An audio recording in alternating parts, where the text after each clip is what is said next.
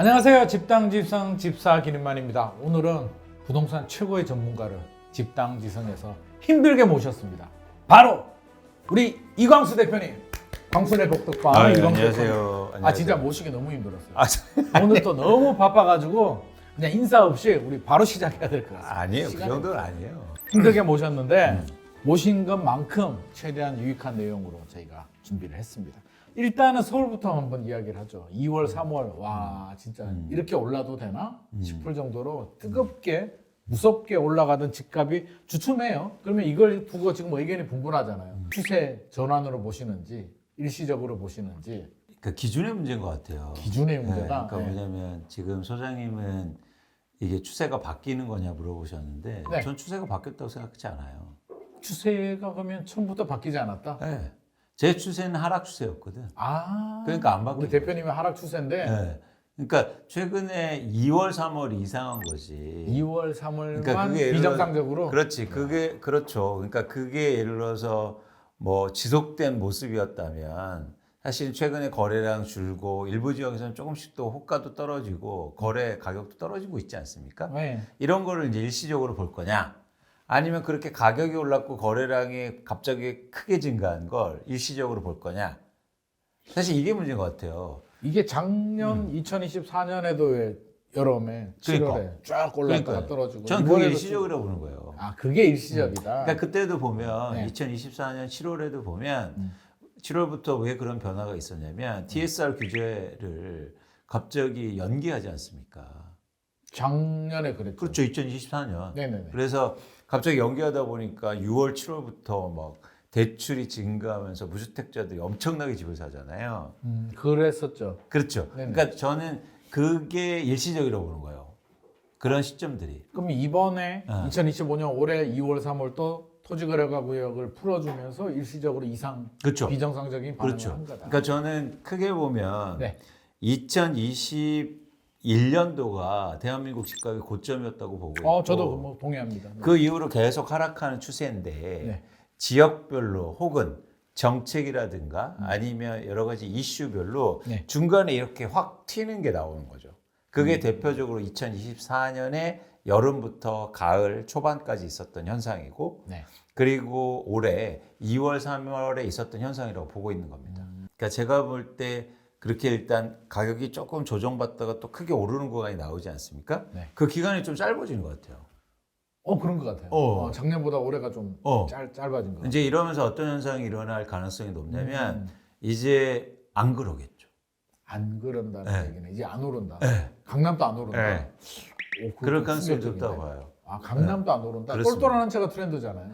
그러니까 똘똘한 채도 저희가 이제 개념 규정을 명확하게 하실 필요가 있어요. 뭐냐면 제가 보는 똘똘한 한 채는 정책 때문에 만들어진 현상입니다. 무슨 정책일까요? 처음에는 2023년도에 집값이 빠지니까 정책 대출이 대규모로 시장에 유입되죠. 그렇죠. 그게 한 50조 원, 그러니까 2년 연속 한 정책 80조 원 대출. 정도 되는데 네. 정책 대출이 들어오니까 어떻게 되냐면 생애 최초라든가 무주택자라든가 젊은 세대가 집을 사죠. 금리가 싸니까. 네. 그래서 수요가 증가했던 거예요. 근데 어떤 현상이 일어나냐면 예를 들면 노원구 같은 지역은 그런 수요가 증가함에도 불구하고 매물이 증가했어요. 그렇죠. 그러니까 이분한 거예요. 그래서 가격이 오르지 않아요. 그런 정책이 들어와도. 네. 근데 강남에는 노원하고 다르게 수요가 증가하는데 공급도 줄어요. 어떤 공급이냐면 사람들이 집을 안 팔아요. 왜 안 파냐면 재건축 재개발 규제 완화 때문에. 특히 재건축 규제 완화 때문에. 그러다 보니까 예를 들어서 강남을 중심으로 해서 수익성이 된다 보니까 예를 들면 음마아파트 같은 경우에는 매물이 크게 감소하거든요. 네. 정리해 볼게요. 그러니까 왜냐하면 양극화는 정책 때문에 만들어진 건데 네. 정책 대출이 시장에 들어오면서 수요가 증가했죠. 네. 근데 노원구는 수요도 증가했지만 공급도 증가했다. 파는 사람도 많아졌다. 왜 갈아타게 해야 되니까. 네. 근데 갈아타기의 주요 종착지 같은 경우에는 갈아타기 수요도 증가했지만 매물이 감소했다. 네네. 이 차이가 양극화를 크게 만든 거예요. 양극화 크게 만들었다. 그러니까 양극화가 뭐 똘똘한 할채다 그런 지역에 뭐 뭔가 큰 변화가 있다라고 보기보다도 저는 정책 때문에 만들어진 현상이라고 보고 있습니다. 그러면 앞으로 강남의 똘똘한 채 현상이 지속이 될까요? 아니면 소멸을 할까요? 지속되려면 이게 계속 유지돼야 돼요. 첫 번째는 뭐냐면 정책 대출이 계속 시장에 유입되면서 수요를 견인해야 돼요. 근데 정책 대출이 계속 나올 것 같지는 않다. 그렇습니다. 왜냐하면 근데 여기서 정책 대출이라는 거 어떤 것도 필요하냐면 계속 대출이 증가해야 돼요. 가격을 올리려면 전체 시장 차원에서. 근데 이제 조기 대선 앞두고 있잖아요. 조기 대선 결과에 따라서 정책 대출을 계속 하지는 않을 것 같아. 계속하진 그건 잘 모르겠지만 네네. 여기서 더 증가하기는 힘들다. 더 증가하기는 힘들다. 네. 뭐 일각에서는 그런 얘기도 있잖아요. 뭐 사실 저성장에 경기 침체로 들어가다 보니 갈 곳 없는 돈이 네. 오직 한 채만 부자들도 한 채만 가지고 가야 된다면 그래 서울에 강남에 집 한 채는 가지고 가야 되지 않겠냐라는 그런 똘똘한 채 현상 아니에요. 그건 아니라고 네. 봐요. 왜냐하면 그거는 굉장히 비중이 작고 비중이 투자 작다. 목적의 수요가 증가했어요. 네. 그러니까 갈아타기 하면서 투자로 갖고 있는 사람들이 오히려 증가하는 거죠. 그렇다. 예를 들어서 이런 거예요. 이게 정책이 얼마나 무섭냐면 네. 이 대출 정책이 최근에 얼마나 무서웠냐면 아시잖아요. 생애 최초 후순위 대출을 받습니다. 후순위 대출. 생애 최초가 네. 후순위로 나와요? 네. 그러니까 20억 원짜리 아파트를 사요. 네. 어떻게 사냐면 네. 4억 원으로 삽니다. 4억으로 네. 20억이 가능할까요? 가능합니다. 어떻게 하냐면 어떻게? 갭 투자를 일단 해요. 그러면 전세 끼고? 예, 그러면 10억이 있죠. 예. 근데 내 돈은 4억밖에 없죠. 네. 6억은 어떻게 합니까? 6억을 후순위 대출해줘요. 아 그게 나와요? 쉽지 않을 것 같은데? 엄청 그게 유행이었다고요. 아, 진짜로? 이 정도입니다. 아. 그 대출이 후순위 대출은 바람직하지 않은 것 같은데? 그 바람직한 대출이 네. 엄청 많았다고요. 후순위 대출이 많았다. 그러면서 이런 식이에요. 제가 5억에 전세를 살고 있는데 지금 네네. 빌라로 월세로 이사 갑니다. 그러면서 그 5억의 전세금이 생겼잖아요. 네. 그 돈으로 20억 원짜리 아파트를 산다고요. 그리고 그거- 4억 원을 자기 돈 넣고 네. 6억 대출 받고 10억은 갭 투자에 그리고 1억 원은 취득세나 세금 내고. 그거 바람직하지 않은 것 같아. 아니 그런 대출이 그러니까 이게 대출이 얼마나 무서운지를 사람들이 모르는 거예요.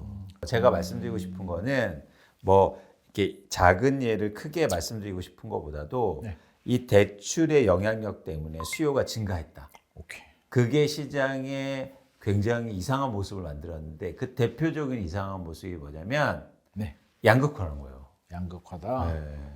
좋습니다. 일단 서울 집값은 그렇고 이게 사실 풍선 효과는 아닌 것 같은데 어떻게 됐든 이제 최근에 핫한 지역이 생겼잖아요. 세종시. 네. 세종시가 요즘 분위기 핫하더라고. 그래서 세종시에 대한 이야기들이 많이 나오는데 뭐 국회의장이다, 대통령 집무실 뭐 옮길 수도 있다라고 해서 우리 대표님께서 작년에 집당지성 나오셔가지고 또 세종시를 주목하셨더라고요. 그렇죠. 어떻게 알았지? 그때 제가 세종시한테 어떻게 알았을까요? 세종시 얘기하면 사람들이 웃었죠. 그때는 그랬잖아요. 왜냐면 선견지명? 아니야. 그러니까 뭐냐면 제가 세종시 얘기하면 너 세종시 아파트 사놨냐 이렇게 얘기하는데 아닙니다. 뭐 자꾸 그러니까 그건 너무 그러니까 뭐냐면 세종시를 저희가 좋게 본 원인이 네, 있었어요. 뭐예요? 뭐냐면 두 가지인데 네네. 첫 번째는 뭐냐면 부동산 가격은 빠지면 오른다. 이런 기본적인 원칙에 충실했던 거예요. 원칙에 충실했다. 그러니까 좋습니다. 뭐냐면 네. 부동산 가격이 빠지면 제가 계속 말씀드린 게 부동산은 사용 가치가 있기 때문에 가격이 빠지면 사용하려는 사람들이 사게 된다. 그래서 제가 볼 때 세종시가 가격이 많이 빠지고 많이 빠졌으니까 올라갈 빠지고 때가 됐다. 빠졌으니까 수요가 들어올 수 있다. 오케이. 네. 그러면서 제가 얘기 드린 게 거래량을 보자는 거예요. 근데 작년 말부터 어떤 현상이 일어나냐면 가격은 빠졌는데 거래량이 조금씩 증가해요. 거래량이 늘어나더라. 네. 그러니까 이번에 뭐 세종시로 대통령실에 옮겨나가고 뭐 이런 이슈 때문에 더 붙었지만 네네. 그 전에 그런 징후가 보였다고. 이미 직무가 있었다. 그렇습니다. 그러다가 거래량이 갑자기 폭증한 느낌이 있지만 네네. 어쨌든 전반적으로 원칙에 충실한 거죠. 그러면은 예를 들어서 내 집 마련하면 세종시에 저희가 좀 고려해 보시고 네. 적극적으로 생각해 보시다 이런 얘기를 한 거죠. 근데 세종시가 가격 빠지니까 또 막 세종시를 누가 사냐 지금 이런 거예요. 그러니까 마찬가지예요. 가격이 오를 때는 뭐라고 해요? 가격이 더 오를 오른다라고 얘기하죠. 오를 땐 더 오른다 그래. 네, 빠지면 더 빠진다고 얘기해요. 똑같은 거예요. 그러니까 지금도 제가 강남 가격 오를 때 막 강남 하락할 수도 있습니다라고 얘기하면 야 무슨 강남이 빠져 이렇게 얘기하는데 네. 생각해 보세요. 빠질 수 있어요. 빠질 수. 그 가능성을 얘기하는 거고. 그러면 세종시도 더 올라갈 추가 상승 여력이 있다고. 그럼요. 그럼요. 지금 뭐 평균적으로 한 10% 정도 올랐는데 네네. 사실은 40% 빠졌었거든요. 네. 근데 2020년, 2021년에 많이 오르긴 했잖아요. 어쨌든 빠진 게 올랐다가 중요하죠. 많이 빠졌다가 이제는 올라갈 빠진 때가 게 됐다. 중요합니다. 그러면 국회 이전이나 대통령 집무실 이전 호재는 어떻게 보시나요? 그것 때문에 이제 속도가 빨라진 거죠. 또는 빨라. 근데 그건 저희가 예측할 수 없는 거니까 제가 뭐 그거를 뭐 갑자기 꿈을 꾸고 얘기했겠습니까? 지금 만약에 한다. 어, 그럼 국회 이전한다. 어. 집무실 이전한다. 대통령 집무실 이전한다라고 하면 어느 정도 그럼 영향이 일단은 있을까요? 저희가 2021년도, 2020년도에 많이 오르지 않습니까? 네네. 그 정도 수준은 충분히 갈 수 있다. 한 번 더 네. 점프할 네. 수 있다. 네. 그러면 대통령 집무실은 안 가고 국회만 이전해도 갈 수 두 개가 있다고 다? 봐요. 아니 저는 안 가도 갈 수 있다고 봐요. 그게 무슨 말이야? 안 가도. 둘 다 안 가도. 아, 둘 다 안 가도. 네. 둘 다 안 가도 기대감은 있다. 네. 그렇게 해석하면 네. 될까요? 네. 저 개인적으로는 좀 가도 괜찮지 않을까. 아니 국회 그거는 뭐 정도는- 당위론적 얘기니까 시장을 저는 전망. 개인적으로 좀 갔으면 좋겠어. 여의도 갈 때마다 시끄러워 죽겠어, 진짜. 아니 시장을 전망할 때 이제 당위론을 좀 빼면 좋습니다. 어쨌든 그런 변화를 잘 보시면서 그래서 그러니까 이런 얘기도 하는 거예요. 제가 요즘에도 지방이 오히려 좋을 수 있다 이런 얘기 하지 않습니까? 그러면 대표님께서 물론 세종시는 저도 긍정적으로 보고 있어요. 올 초에도 저도 세종시 긍정적으로 얘기했었는데 근데 그 근거 뭐였어요, 세종시? 일단 대표님은 비슷했어요. 많이 빠졌다. 그리고 규모의 경제, 또 세종시는 행정도시라는 것도 있고 국회 이전 호재도 생길 수도 있다라고 봤는데 말씀하신 것처럼 지방이 세종시만에 있는 건 아니잖아요. 그렇죠. 그러면 아까 지방 경쟁력이 있다고 말씀하셨잖아요. 모든 지방은 아닐 테지만 그러면 또 눈여겨보는 지방은 또 부산이요. 부산. 부산 많이 오, 빠진 지역. 노인과 바다가 네. 있다는 부산. 그거 봐요. 부산은 왜 긍정적으로 보시나요? 거 봐요. 부산 또 얘기하면 야 노임과 바다야 그러면서 또 난리쳐. 그러니까 이게 똑같다니까 패턴이요. 올라가면 더 올라간다고 뭐라 그러고 떨어지면 더 빠진다고 뭐라 그러고. 그러니까 사람들이요 네. 이유를 찾아요. 그럼 부산은 이유가 뭐예요? 많이 빠져서요. 많이 빠졌다. 그러니까 안 빠진 지역도 있지만 많이 빠진 지역은 저희가 관심 있게 봐야 돼요. 아, 관심 있게 보자. 네. 그래서 인구가 줄어들어도 그렇습니다. 또 다른 이유도 있을까요? 그냥 많이 빠졌다는 이유. 아니에요. 저희는 정확히 시장 지표만 보니까. 네. 그래서 다른 이유가 예를 들어서 저희가 뭐 부산에서 북극 항로가 개척돼서 거기가 이런 얘기는 할 수가 그거는 없죠. 좀 안- 그치, 그러니까 너무, 그러니까 저희는 기본적으로 부동산의 본질적인 속성, 가격이 빠지면 수요는 들어온다. 그렇기 때문에 일종의 하방 경직성이 생기면서 뭔가 변화가 일어나면 가격이 오를 수 있다는 거죠. 맞아요. 왜냐하면 우리가 자꾸 극단적으로 보는 게 부산 인구가 줄어드는 건 맞잖아요. 90년대 400만에서 지금 326만으로 줄어들었는데 이게 하루아침에 줄어든 게 아니기 때문에 그렇습니다. 지금 집값이 많이 빠졌으면 부산이 소멸된 게 아니라 향후에 몇십 년 후에 뭐 그렇게 좀 더 어려울 수도 있다라고 얘기를 하는 거지. 지금 집값이 많이 빠지면 지금도 320만 명의 수요가 뒷받침이 되고 있는데 충분히 그렇죠. 반등될 수도 있다. 그러니까 말씀하신 게 되게 중요한데 계속 있었던 변화는 예를 들어서 자산 시장의 단기적인 변화를 설명하지 못해요. 인구 감소는 뭐 갑자기 있었던 일입니까? 아니잖아요. 네네. 예를 들어서 뭐 출산율이 뭐 0.7명, 0.8명이래. 근데 10년 전에도 출산율이 뭐 1.2명, 1.3명 갔을 때도 저출산이라고 그랬어요. 그때도 그랬어요. 제가 보니까 그때는 고출산이야. 지금 입장에서는 고출산이지. 그러니까 우리가 갖고 있는 기준을 네. 뭐냐는 거죠.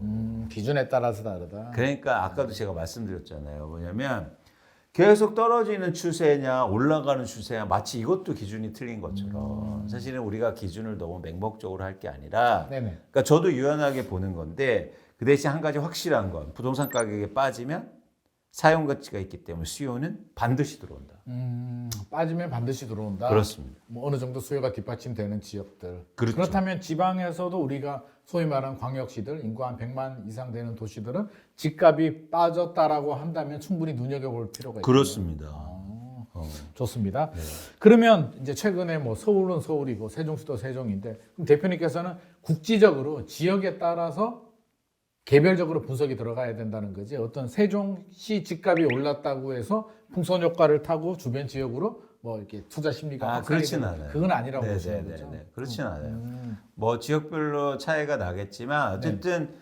그 방향성은 맞겠죠. 예를 들어서 지방이 지금 전부 다 위축된 상황인데 네. 세종이 먼저 오르고 예를 들어서 제 예측대로 뭐 부산이라든가 네. 아니면 뭐 대전이라든가 이런 지역이 이제 조금씩 이제 회복되면서 네. 반면에 이제 서울은 안 좋아지고 서울은 안 좋아진다. 네. 베팅을 하시는 거예요. 베팅은 아니고 예상? 분석을 하는 거예요. 예상은? 분석을 제가 오케이. 왜 베팅을 합니까? 아 그래도 서울이 안 좋아진다는 쪽에 이제 분석. 안 좋아질 가능성이 충분히 있다. 네. 그 이유는 집값이 많이 올랐고 지방은 이제 최근에 조정이 많이 됐다. 그렇죠. 집값이 올라서 서울 같은 경우에는 이 가격을 감당해낼 수 있는 수요가 없는 거예요. 대구는 어떻게 보세요? 대출을 하자. 대구는 좀 시간이 아직 필요해 보여요. 아직은 더 필요하다. 네. 그럼 대구보다는 부산이 좀 더 빠르다고 네. 보시는 거예요. 네. 네. 좋습니다. 오늘 대표님의 중요한 말씀은 집값이 충분히 조정되고 어느 정도 수요가 뒷받침이 되면 충분히 반등 가능하다. 그럼요. 반대로 집값이 오버슈팅 많이 올랐다라고 한다면 또 쉬어가야 될 타이밍이 올 수도 있고 이미 왔을 수도 있다라는 말로 결론을 마무리해야 될 것 같습니다. 자, 오늘 1부는요. 서울 아파트 가격과 세종시 집값, 전국 또 살아남을 도시들 이야기를 해봤습니다. 자, 2부 내용은요. 진짜 하락. 야, 진짜 하락 언제야? 진짜 하락 되는 거 맞아? 하락의 주제로 한번 이야기해 보도록 하겠습니다. 자, 이번에는 좀 더 깊이 있게 이제 하락 이야기 좀 해보겠습니다. 우리 이광수 대표님께서 또 우리 하락 전문가.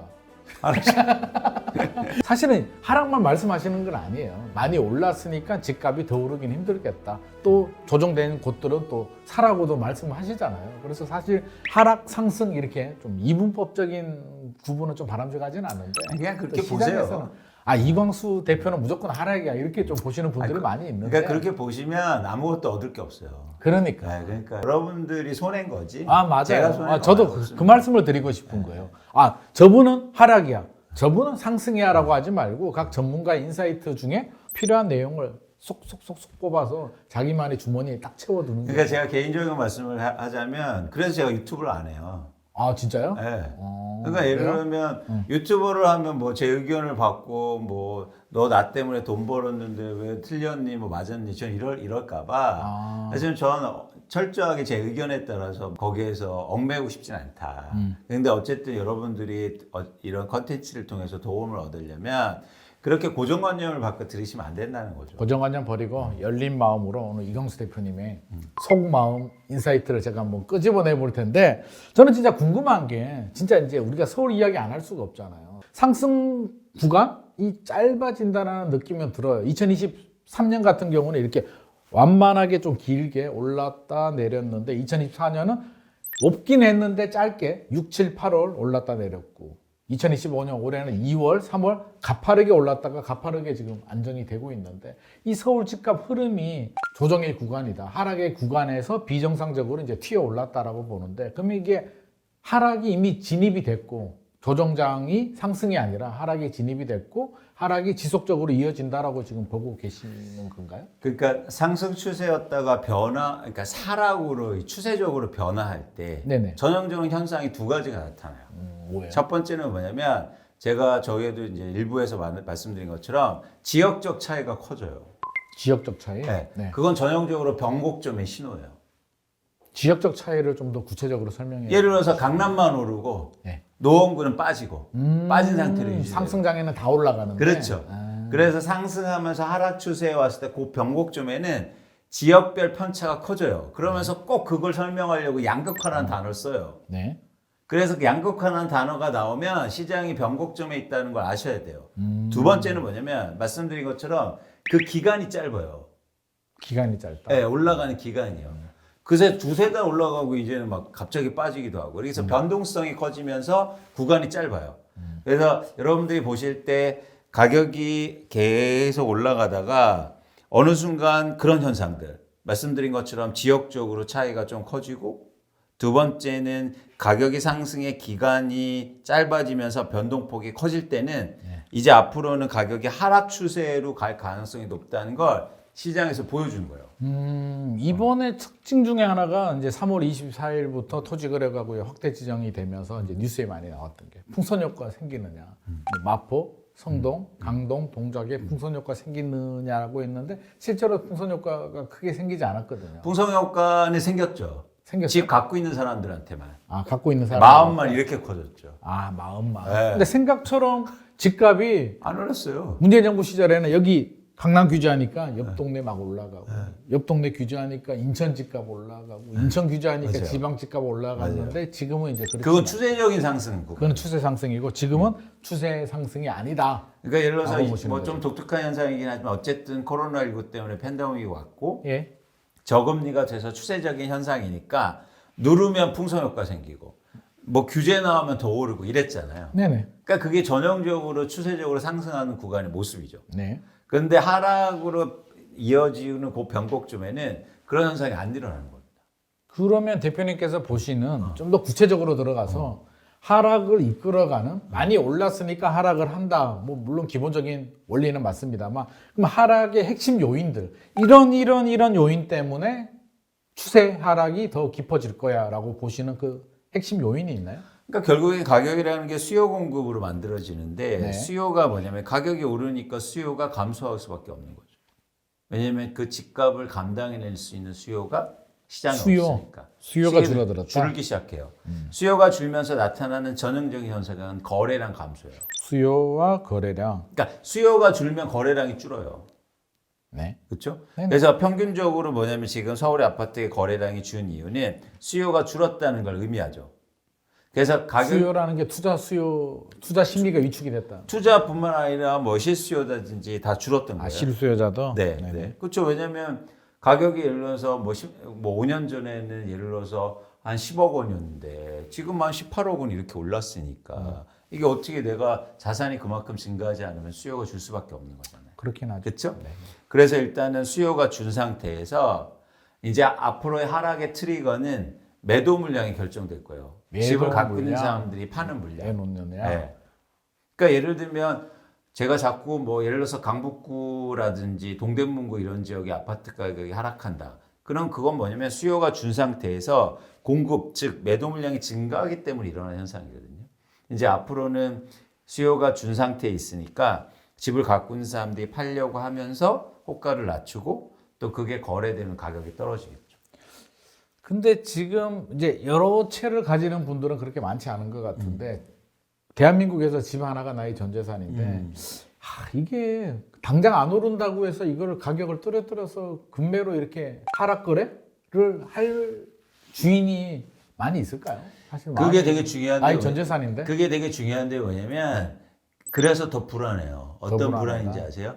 어떤 불안이? 너무 많이 벌었어요. 집주인이 네. 야 많이 번 것도 이게 불안하죠? 안 번 게 더 불안하잖아. 아니요. 잘 들어보세요. 네네. 집을 갖고 있으면 예를 들어서 10억짜리가 20억 원이 됐습니다. 네. 그거 자기 돈이에요? 그럼 누구 돈이? 실현이 안 됐어요. 아 미실현 이익에 대한 그래서 잠이 안 와. 이거 다 먹어야 되는데. 잠이 안 와요. 정말요. 잠이 안 와요. 아, 이거 그래요? 잘 팔아야 되는데. 아 그렇긴 하지. 신경 그래서 쓰이죠. 잘 보시면 강남의 아파트의 매도 물량이요. 변동성이 엄청 커요. 내놨다가 걷어들였다가 그렇지, 중요하지. 고가 나의 올렸다가. 전 재산이니까. 전 재산이니까 지금 난리도 아니에요. 5천만 원만 빠져도 막 잠이 안 와요. 우린 이해가 안 되죠. 왜냐면 10만 원, 10억 원 벌었는데 말이 돼? 아니요. 아 그렇습니다. 주인 마음에서는 그렇죠. 그래서 더 지금 올라가는 거는 이제 나의 이익이고 5천만 원 떨어지면 손실이라고 생각합니다. 그렇죠. 그래서 더 불안한 거예요. 집을 갖고 있는 사람들이. 그게 사실은 불안이 가중되면 일종의 양대 효과도 나타납니다. 무슨 효과요? 양대 효과. 양대 효과는 뭘까요? 양들은 어떻게 하냐면 앞만 보고 이렇게 쫓아가요. 네. 그래서 앞 양이 결벽에 떨어지잖아요. 그럼 다 떨어져요. 그걸 양대 효과. 왜냐면 꼬리만 보고 있거든. 아. 그러니까 이런 현상이 나타날 수 있어요. 왜냐면 예를 들어서 이렇게 가다가 불안한 상태에서 가다가 앞에 누가 팔아. 아. 그러면 엄청 파는 거예요.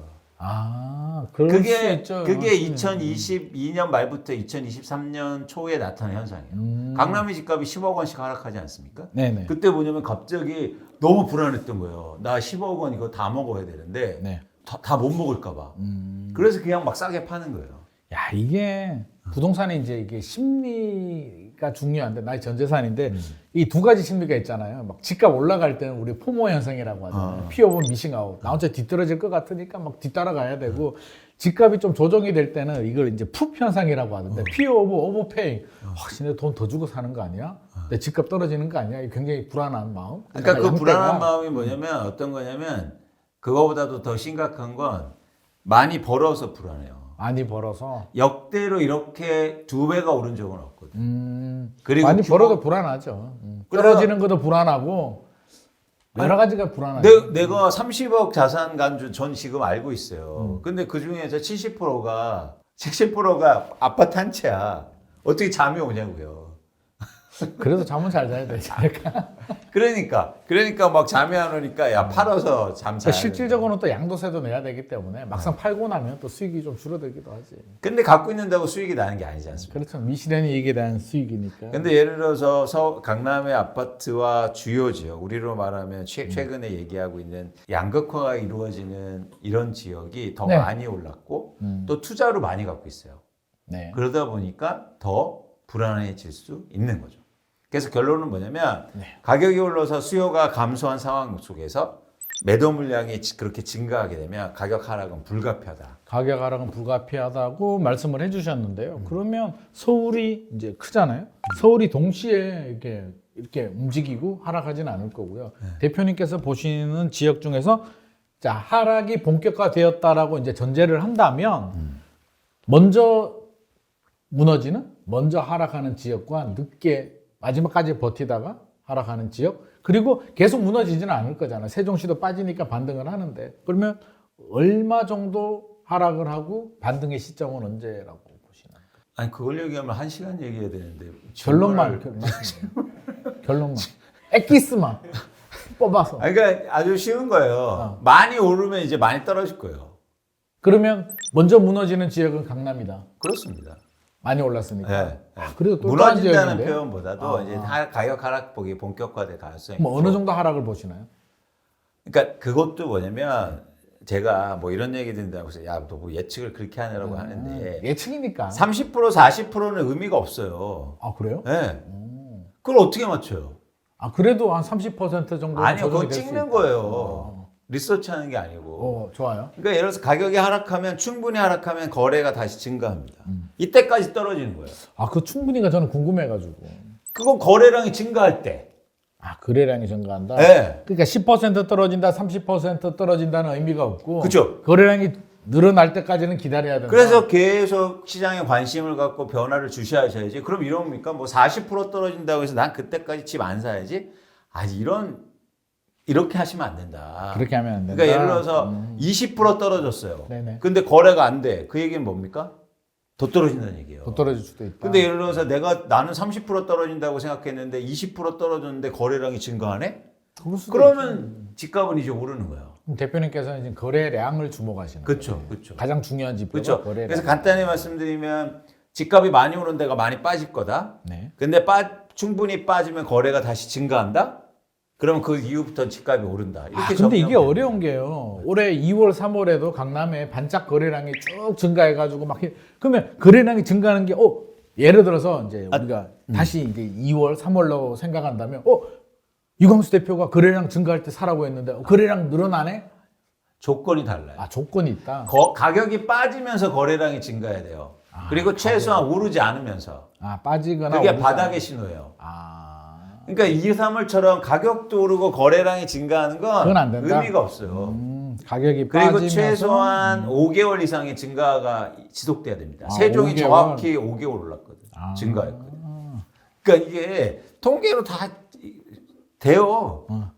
돼요. 그러니까 대표님 말씀을 이제 정리를 하면 일단 가격이 빠져야 된다. 첫 번째. 그렇죠. 두 번째는 5개월 이상 거래가 지속이 돼야 된다. 세 번째 이제 거래량도 늘어나야 된다. 거래량이 5개월 증가해야 된다. 거래량이 5개월 증가해야 된다. 요게 핵심이네. 그러면 집값이 그 다음부터는 오른다. 올라간다. 세종시 사례를 보더라도. 그러니까 예를 들어서 그렇더라. 지금 노원구에 재건축 아파트를 사고 싶어요. 네.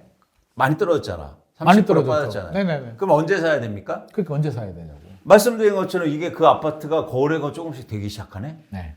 추세적으로 예. 가격은 안 오르면서 네네. 그러면서 하면 돼요. 추세적으로 한 5개월은 지켜봐라. 그렇죠. 근데 적어도 개별 아파트는 한 4개월 정도만 봐도 충분하다고 봅니다. 4개월이나 5개월이나 아무튼 추세 흐름을 좀 봐라는 그쵸, 얘기잖아요. 그쵸. 그러니까 거래량이 한 달 반짝 거래량 늘어나고 이런 것보다도 그렇죠. 추세적으로 거래량이 꾸준하게 4개월, 5개월 늘어나면서 가격은 뭐 막 올라가지 않고 이렇게 요 정도. 네. 그러면 그게 사야 될 타이밍이다라고 이제 내 집 대표님께서는 마련하고. 내 집 마련할 타이밍이다. 이거 실수요자 얘기죠. 아니 예를 들어서 투자자도 그때 해야죠. 투자자도 예를 들어서 우리가 3주택 가지고 있어요. 한 채 더 사고 싶어라고 해도 똑같은 기준이 적용되는 그럼요. 거예요. 그래야 돈 버는 거죠. 무주택자들도 똑같은 기준. 그렇습니다. 근데 무주택자들은 오를 때만 사고 투자자는 그때 사요. 현실적으로는 좀 그렇잖아요. 투자자가 그때 산다고요. 전 근데 투자자들이 오히려 더 냉정하게 좀 생각할 수도 있으니까. 그러니까 왜 그렇게 합니까? 저는 무주택자나 내 집 마련할 때도 냉정하게 생각하시라. 좋습니다. 자, 우리 이광수 대표님께서 오늘 핵심이 이게 사실 2부가 핵심이네. 자, 이광수 대표님께서 만들어준 기준. 자, 가격이 올라가지 않고 거래량은 증가하는데 4개월, 5개월 정도 거래량 증가되는 걸 봐라. 집값이 일단 안정이 되면서 거래량 증가하는 포인트를 우리가 정확히 그렇죠. 체크를 하고 들어가야 될 것 같습니다. 이 기준만 잘 잡는다면 우리 집당지성 구독자분들 내 집 마련하는데 투자하는데 큰 도움 되지 않을까 생각을 합니다. 자, 2부는 이렇게 마무리하도록 하겠습니다. 자, 세 번째 주제입니다. 세 번째 주제는 이제 부동산 집값이 이제 많이 올랐잖아요. 그래서 부동산 투자 시대는 끝났다라는 이야기가 요즘 좀 나오고 있어요. 그래서 진짜 끝났나? 끝났으면 이 돈이 어디로 간 거야? 라는 얘기를 우리 이광수 대표님한테서 제가 좀 듣고 싶어서 주제를 이렇게 잡았는데요. 대표님께서는 부동산 투자 시대 끝났다고 보시나요? 아니면 일시적으로 조정? 안 끝났습니다. 안 끝났어요? 부동산 투자가 어떻게 끝내요? 그 얘기는 뭐냐면 주식 투자가 끝났다는 말 똑같은데. 아, 그러네. 그러니까 부동산도 계속 투자해야 된다. 계속 근데 투자해야 중요한 게 된다. 뭐냐면 네. 투자하려면 수익률이 중요하잖아요. 그렇죠. 그렇죠? 네네. 근데 투자를 볼 때 지금 서울에 그렇게 오른 아파트, 강남 아파트를 가서 내가 돈을 얼마나 벌 수 있다고 생각합니까? 최근에 예를 들어서 뭐 아리팍 이런 데 막 30억 원 이렇게 갔는데 네. 30억 원 짜서 그게 얼마나 가겠어요. S 리센트 네, 뭐 이런 거. 그래서 이미 뭐 또 토지 지정되자마자 또 막 호가 떨어지고 막 이러고 있지 않습니까? 네네. 그러니까 잘 생각하셔야 된다. 그러니까 부동산으로 돈을 벌 수 있는데 지금은 굉장히 유의할 때다. 많이 올라와 있기 때문에. 근데 당연히 가격이 떨어지면요. 네. 투자할 대상이 또 되는 거예요. 아. 돈을 벌 수 있으니까. 네. 그러면 여전히 유효한데 이제 그쵸. 가격 흐름과 거래량을 보고 그냥 타이밍을 세종시처럼 그런 거지. 충분히 조정이 되고 이제 거래량이 늘어날 때 사는 거지. 부동산 투자는 끝났다 안 끝났다를 단정 지을 필요는 없다는 그렇습니다. 그렇습니다. 그래서 예를 거죠. 너무 들면 극단적이다. 예, 부동산 가격이 떨어지면 이제 좋은 투자처가 될 수 있는 건데 네. 지금 일부 지역은 좋은 투자처가 될 수 없다. 그게 돈을 벌기는 강남인가요? 힘들다. 네. 서울, 특히 강남. 강남은 당분간은 좀 더 쉬어야 된다. 떨어지기 전까지는 투자할 대상이 못 된다고 좀 봐요. 대표님께서는 그러면 강남 같은 경우는 더 떨어지면 충분히 투자 가치가 있는데 그쵸. 지금 가격은 사실상 오버슈팅이다. 그렇습니다. 보는 거네요. 그렇습니다. 지방은 오히려 가격적으로는 메리트. 잘 보면 이제는 강남에 아니 지방에 이제 회복이 일어나면 그러면 쉽게 말해서 투자해서 돈을 벌 수 있는 거잖아요. 그렇긴 하죠. 그렇죠. 네. 그래서 지금은 뭐 무조건 산다고 해서 오르는 시장이 아니기 때문에 네. 굉장히 투자로 보면 유의하셔야 된다는 겁니다. 그러면 결국에는 전국이 모두 다 우리 투자 대상이 될 수도 있는 건데 그럼요. 대표님께서는 결국에는 가격 흐름을 제일 중요하게 보시네요. 그러니까 제가 왜 가격 흐름을 보냐면 쉽게 말해서 투자로 보기 때문이에요. 내가 야, 거주할 우리 거면 고정관념하고 좀 틀리네요. 그쵸. 그렇죠. 거주할 거면 뭐 가격이 오르건 내려건 항상 그런 말씀 가끔 하시잖아요. 네. 아무 때나 사라. 그러면 내가 거주할 거면 상관없지 않습니까? 네. 근데 저는 부동산을 투자로 보기 때문에 무조건 돈을 벌어야 돼요. 돈을 벌어야 된다. 투자다. 네. 야, 우리 이광수 대표님에 대한 우리 선입견 아닐까? 자꾸 하락 얘기한다라고 하니까 투자를 관심 없는 전문가처럼 우리가 좀 생각을 할 수도 있는데 저는 20년간 정반대다. 투자만 분석한 사람입니다. 투자만 분석했다. 애널리스트 했잖아요. 맞아요. 그러니까 저는 예를 들어서 부동산을 살 때도 내 집 마련할 때도 돈을 벌려고 하시라. 돈 버는 관점이 없으면 할 필요도 없다. 맞습니다. 돈을 안 벌면 왜 굳이 내 집 사요? 그냥 전세에 살죠. 전세가 말 엄청 되네. 편한데. 그렇죠. 근데 난 이사 가기 너무 힘들어. 너무 집주인 짜증나게. 그럼 뭐 어쩔 수 없습니다. 그러면 양보를 해야 돼. 어떤 양보? 나는 돈을 못 벌겠구나를 생각해야 돼. 아, 돈은 못 벌. 이 두 마리 토끼는 잡을 수가 없어요. 그렇지 않습니까? 그렇긴 하죠. 어떻게 돈도 벌고 좋은 집도 살고 합니까? 그렇잖아요. 네네. 그래서 저는 과감히 선택하자는 거죠. 부동산으로 돈을 벌려고 하시라. 그러면 지금 일부 투자 지역은 관점에서만 생각을 하라. 그렇죠. 일부 지역은 살 데가 아니다는 겁니다. 거기서 돈 벌겠습니까? 시간 한 10년 지나면 벌지 않을까요? 그러니까 그것도 중요한데 예를 들어서 이런 거예요. 네. 그러니까 투자로 보면 더 중요한 건 뭐냐면 기회비용이에요. 기회비용. 예. 네. 예를 들어서 지금 10억 원에 사서 10년 후에 15억 원이 돼요. 네. 5억 원 올랐죠. 네. 근데 중간에 7억 원으로 빠졌네? 그럴 수 있죠. 그렇죠? 그럴 수 있죠. 그러면 7억 원에 살 수 있는 기회비용을 놓친 거예요. 그걸 놓쳤다. 그렇게 해석할 수도 있겠네. 엄청난 기회를 놓친 겁니다. 근데 그 7억 떨어졌을 때 탁 들어가는 게 힘드니까. 투자는 그래서 힘든 거죠. 그럼 그래서 남들이 힘들다. 다 하면 부자가 뭐 다 되죠. 힘든 거를 하려고 지금 집단 지성도 보는 거 아닙니까? 그렇죠, 그렇죠. 맞아요. 안 하려면 왜 봐요? 그래서 우리가 투자를 잘하자고 지금 이광수 대표님 부른 거 아닙니까? 그러니까 그러려면 사실은 그 기회비용에 대한 고민도 많이 하셔야 된다. 단순하게 10년 동안 오르면 상관없죠가 아니라 그 기간 동안 반 가격에 살 수 있는 기회를 놓친다고요.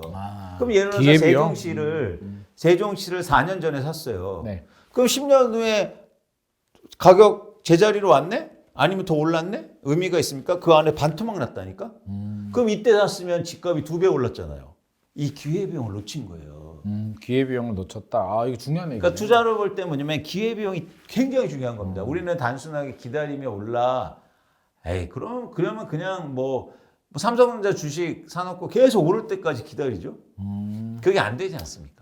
대표님께서 중요한 말씀을 해주셨는데 기회비용은 진짜 우리가 좀 생각을 해야 될 문제인 것 같고 최근에 이런 말씀하시는 분들이 많아요. 뭐 부동산보다 돈 더 잘 버는 게 있다. 뭐 골드, 금값도 많이 올랐더라고요. 골드 얘기하는 분들도 있고 미국 채권 얘기하는 분들도 있고 달러 얘기하는 분들도 있고 뭐 주식 얘기하시는 분들도 있는데 우리 대표님께서는 안전한 자산 또는 뭐 투자 수익 이렇게 여러 종목들을 봤을 때 그래도 부동산이라고 생각을 하시는 거예요? 아니면 강남 부동산 집값이 많이 올랐으니까 지금은 골드도 좀 관심을 가지자. 뭐 이런 다양성에 대해서 좀 생각을 하시는 부분이 그러니까 저는 부동산도 투자 자산으로 보니까 서로 비교해야죠. 비교를 한다.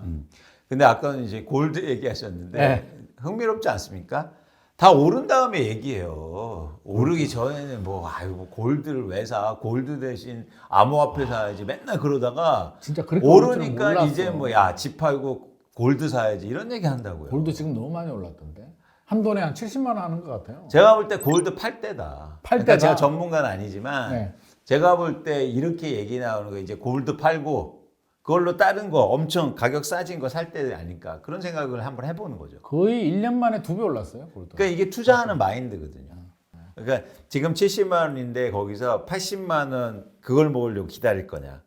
근데 여기서 저는 확률은 50%거든요. 네. 자, 80만 원으로 올라갈 확률 그럴 수도 50%. 있죠. 그럴 수 아니면 있어. 그냥 막 50만 원으로 떨어질 확률도. 충분히. 네. 그러니까 여기서는 많이 올랐을 때는 항상 뭐냐면 팔 거를 고민해야 돼. 우리가 투자할 때 가장 잘못하는 건 뭐냐면 사는 것만 생각해. 파는 거 얘기해 준 사람이 없어요. 사실은 파는 게 더 중요해요. 그런 책 보셨어요? 뭐 파는 기술 이런 거? 없어요. 공을 한번 내볼까? 매도 전략에 대해서는 다음에 한 번 더 또 네. 시간 한번 또 만들어 네. 봐야 될 것 같고 네. 이제 결국에는 서울 강남 집값이 이제 오버슈팅이다. 당분간 쉬어가야 된다라고 하면 그 투자의 빈자리를 실수요자들이 채워줘야 되는데 그게 채워주고 유지가 될까요? 그러니까 가격이 떨어져야 채워줄 수 있다.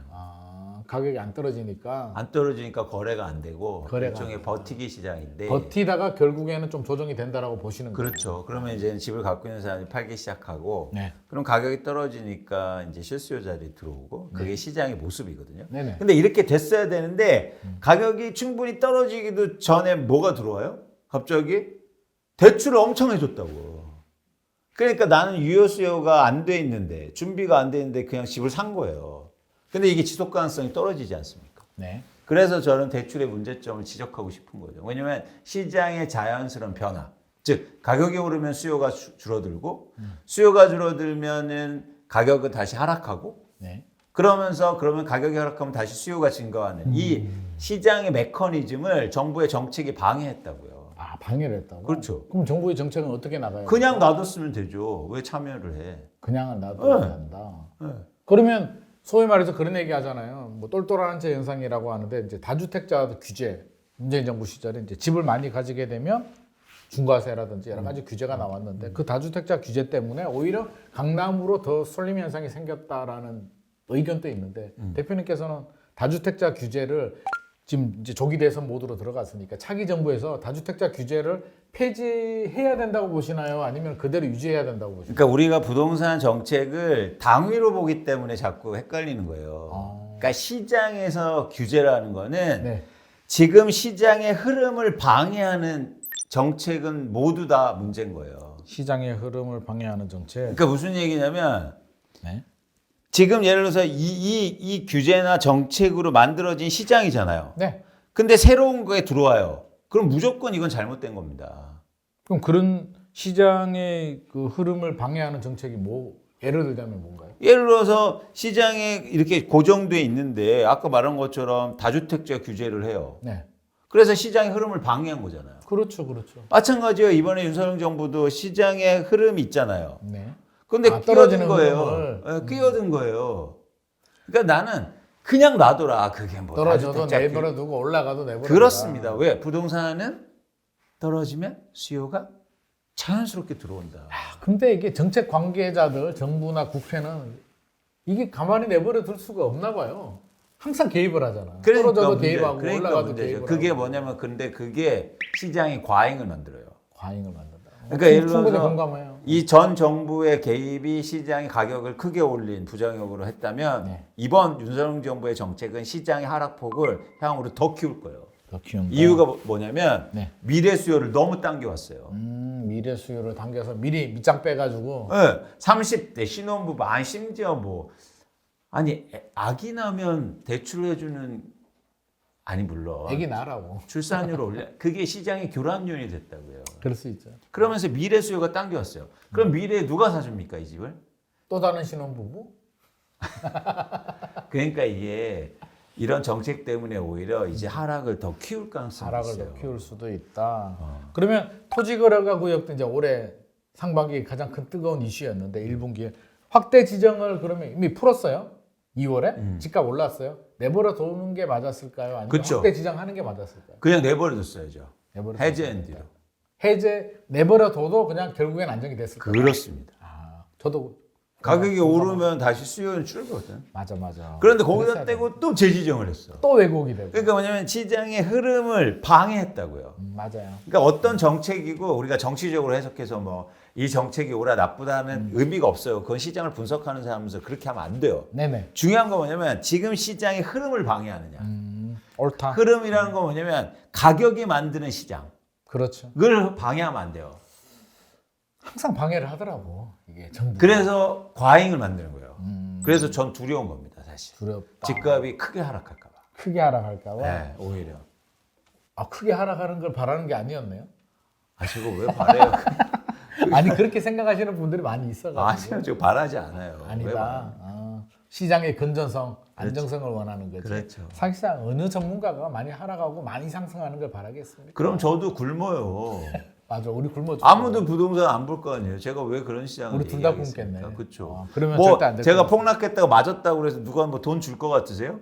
안 주지. 안 주지. 누가 줘? 안 오히려 줘요. 욕 먹지. 떨어지는 거 맞힌 사람은 돈 못 벌어요. 너 때문에 떨어졌다고 욕 먹어, 진짜. 그래서 욕 먹는 거예요. 그러니까 제가 그걸 의도하지 않는다. 오케이, 좋습니다. 자, 그러면 이제 마지막 질문이 될 것 같은데 참 이게 집이라는 게 이제 사는 집, 또 살 집, 뭐 이제 이런 개념이 있잖아요. 투자 관점. 이제 우리 좀 전에 아까 대표님께서 이제 투자 가치가 없는 집을 왜 사? 라고 했는데 또 한편에서 또 다른 전문가들은 아니야, 집을 왜 투자 관점에서 보는 거야? 집은 편하게 잘 사는 관점이야 라고 말씀하시는 분들이 있는데 이 밸런스, 이 균형을 어떻게 물론 당위적으로 투자에 대한 그 일종의 이점을 줄이고 네. 그러니까 거주 목적으로 수요와 공급을 맞추는 게 맞죠. 근데 그건 불가능합니다. 불가능하다. 세계 어느 나라가 그거를 그래서- 그 달성한 나라가 어디 있어요? 이상과 현실은 다르죠. 그렇죠. 그렇기 때문에 투자로 거래되는 부동산을 인정해야 돼요. 인정해야 된다. 근데 그거를 막 터부시하고 부정하고 뭐 집은 거주할 때만 사야 돼 이건 안 된다. 그러면서 그렇게 얘기하면서 어떤 사요? 아세요? 일부만 또 집을 사. 그래서 돈 벌어. 버는 사람만 벌어. 네. 많은 사람한테는 야 집을 투자로 사지 마 해놓고 몰래 산다. 그러니까 이러면 안 된다. 저는 차라리 그런 사람도 있었어. 차라리요. 네. 차라리 우리 모두 다 투자로 생각하자. 와, 이건 그러면 똑같이- 어떻게 되냐면 시장이 안정돼요. 오히려 예. 모두가 이거 발상의 전환인 것 같은데 모두 투자로 하면 시장이 안정된다. 그렇습니다. 변동성도 적어져요. 왜요? 왜냐면 조금만 떨어져도 살 거 아니에요. 조금 오르면 팔고 이익 실현하고. 그래서 투자로 이루어진 시장은 일종의 완전 오히려. 경쟁 시장이 돼요. 그래서 오히려 저는 한국의 부동산을 그냥 다 투자로 생각하자. 왜 일부는 영끌에서 사고, 왜 누구는 다주택자 돼서 거기다 대고 집을 팔고, 왜 그렇게 합니까? 누구는 거주로 생각하고, 아주 소수는 투자로 생각하니까 소수만 계속 돈 벌고 있는 거라고. 대표님 그렇게 보시는군요. 네. 충분히 일리가 있네. 그래서 전 다 투자로 보자. 모두 다 투자로 보자. 네. 완전히 극단적으로. 극단적이니까. 극단이라기보다는 우리가 이론적으로 이상적으로 보면 사실 뭐 집이란 게 실거주로 가야지라는 게 이제 아름다운 이상인데 현실은 또 그렇지 않잖아요. 근데 오히려 대표님 말씀 들으니까 투자로 가게 되면 좀 떨어지면은 사고, 오르면은 기다리고, 그러면 많이 그렇죠. 올라가지도 않고 그렇습니다. 많이 떨어지지도 않는데 그래요. 정책이 개입을 하게 되면서 왜곡이 되고 거기에 또 야 실거주인데 무슨 고민이야 그냥 사라고 하면서 이제 왜곡이 된다. 그러니까 어떻게 하냐면 무주택자가 꼭 집값 엄청 올라갈 때 사. 근데 거기다 대고 다주택자는 팔어. 네. 그리고 집값 빠지면 못 버티고 거기 영끌하거나 빚내서 산 사람은 팔아. 네. 근데 그걸 또 줍줍해. 정말 모두 다 투자로 생각해보자. 그러면 오히려 발상의 전환이다. 시장이 평온한 시장이 올 거다. 진짜 그럴 수도 있겠다라는 생각이 듭니다. 진짜로. 근데 우리가- 그러기 힘들죠. 그러니까- 그래서 제가 회사 때려치고 나와갖고 부동산 투자로 보셔야 됩니다. 계속 얘기하는 이유예요. 저는 보통 사람과 네. 일반 사람이 부동산을 투자로 보셨으면 좋겠어요. 투자로 봐야 된다. 야, 우리 이광수 대표님에 대한 그동안의 오해 아니었나. 많은 분들이 제대로 내용을 끝까지 보지도 않고 썸네일만 보니까 오해하지. 그러니까 썸네일만 보지 말고 집단지성 끝까지 봐야 된다니까. 자, 결론은 그거잖아요. 그러니까 투자로 보게 되면 오히려 더 건전성이 커질 수도 있다. 그렇습니다. 시장이 올라갈 때 멈추고 내려갈 때 사야 되는 시장이 될 수도 있고 앞서서 이제 저는 대표님께서 하신 말씀 중에 이제 기회비용 부분에 대해서도 굉장히 좀 공감이 됐던 부분이고 또 우리가 이제 사는 것만 진짜 저는 100% 공감을 하는 게 선생님 저 언제 사요? 언제 사야 돼요? 라고 하는데 파는 거에 대해서는 우리가 크게 고민을 안 하더라. 그쵸. 실제로는 우리 팔아야 투자 수익, 시세 차익 실현도 되고 파는 게 진짜인데 잘 샀어. 집값이 떨어졌을 때 예를 들어 2023년 1월에 샀어. 6월에 팔아버리면 아무것도 아니잖아요. 그쵸. 양도세 내고 남는 것도 없는데. 그렇죠. 그래서 잘 가지고 있다가 잘 버티다가 잘 파는 것도 굉장히 중요한 전략이겠다. 이번에 토호제 해제되고 판 사람들 그러니까. 최고지 않습니까? 결국에는- 그것처럼 사실 그걸 고민한 사람들이에요. 또 잘 팔려고 하면 사실 또 리스크 관리도 잘 돼야 돼요. 리스크 관리가 안 되는 분들은 못 버티거든. 맞습니다. 그러니까 저는 버티는 것도 굉장히 중요하고 잘 파는 것도 중요하다. 근데 막 가격 오르니까 안 팔려고 매물 걷어들이고 막 호가 올린 사람들 지금 어떻게 됐을까요? 지금 이제 뭐 거래 안 돼요. 또 기다려야 돼. 또 한참 때가 기다려야 돼, 이제. 또 때가 될 때까지 기다려야 되니까 우리 오늘의 중요한 포인트는 일단 기회비용도 그렇고 이제 투자 관점에서 보면 오히려 더 건전해질 수도 있겠다. 그리고 파는 매도 전략 굉장히 중요하고 매도할 때까지 최적의 매도 타이밍을 잡기 위해서 또 우리가 리스크 관리도 잘 해야 되겠고 너무 무리한 연끌 투자는 또 하면 절대 안 되겠죠. 자, 오늘 집단지성 이광수 대표님 모시고 오늘 진짜 유익한 내용, 아주 좋은 내용. 우리가 일반적으로 썸네일만 보고 이광수 대표님을 좀 오해했던 부분에 대해서 오늘 집단지성을 보고 바로 잡았으면 좋을 것 같습니다. 집단지성 마무리하도록 하겠습니다. 감사합니다.